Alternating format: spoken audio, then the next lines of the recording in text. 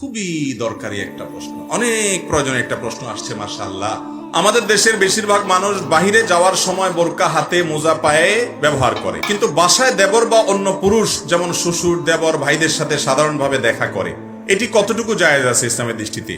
অনুগ্রহ করে ব্যাখ্যা করলে উপকৃত হতাম। ভাইরা, এই রোগটা আমাদের দেশে অনেক ফ্যামিলিতে আছে এবং এই বৃহত্তর নোয়াখালী এলাকাতে এই রোগটা আবার একটু বেশি। যে আমাদের এই অঞ্চলে একটু বেশি হলেও সারা দেশেই আছে সেটা হলো অনেক মহিলারা আছে বাহিরে গেলে মাশাআল্লাহ বোরকা পরেন, হিজাব নেকাব পরেন, অনেক সময় দেখা যায় হাত মোজা পা মোজাও পরেন, কিন্তু বাসায় আসার পর ওনারা দেবরের সাথে দেখা দেন, ভাসুরের সাথে দেখা দেন, বাড়ির আশেপাশে অন্যান্য পুরুষদের সাথে দেখা দেন। এরকম অনেক মহিলা আপনাদের এদিকে আছে না নাই?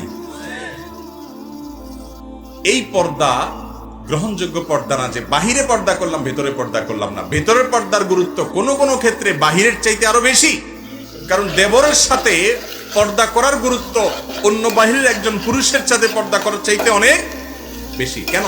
নবীজি সাল্লাল্লাহু আলাইহি ওয়াসাল্লাম বলেছেন আলহামদু আল মাউত, মহিলাদের জন্য দেবর আর পুরুষদের জন্য শালিকা হলো মৌতের মতো, মৃত্যুর মতো। মৃত্যুর দেখলে মানুষ ভয় পায়, এরকম মহিলারা দেবরের ব্যাপারে সাবধান থাকা উচিত। কোন রকম যেন দেখা সাক্ষাৎ পর্দার খেলাপ যেন না হয়। বিশেষ করে তারা যখন অ্যাডাল্ট হবে, ছোট বাচ্চা আছে তাদের কথা ভিন্ন, ছোট ছেলে আছে ভিন্ন। আমাদের দেশে ভাবিরা অন্য সবার সাথে পর্দা করলেও দেবরের সাথে বেশিরভাগ ক্ষেত্রে অনেক ফ্যামিলিতে দেখা যায় পর্দা তো করেই না, উল্টা বরং একটু দুষ্টামি ফাইজলামি করাটাকে আমরা মনে করি এটা অধিকার বোধ হয়, এটা বোধহয় করা যায়, তাই না? বলে যে ছোট ভাইয়ের মতো এত, তাই না? ছোট ভাইয়ের মতো কেমনে হইলো? আপনার স্বামী মারা গেলে এই ছেলে আপনারা বিয়ে করতে পারবে কি পারবে না? তাহলে ভাই হইলো কেমনে? আবার শয়তানে আরেকটা ফতোয়া দেয় যে বড় ভাবি তো মায়ের মতো, আছে না? এই ফতোয়া দেওয়ার মুফতি কে? স্বয়ং ইবলিস। বলে যে বড় ভাবি মায়ের মতো।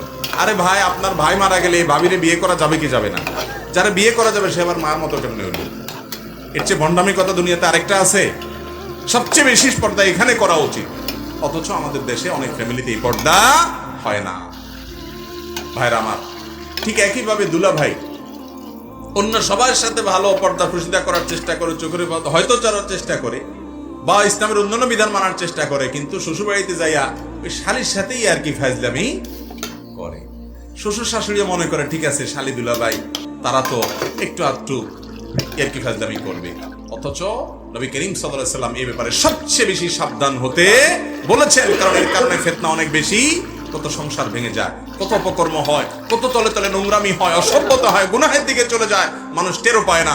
এই জন্য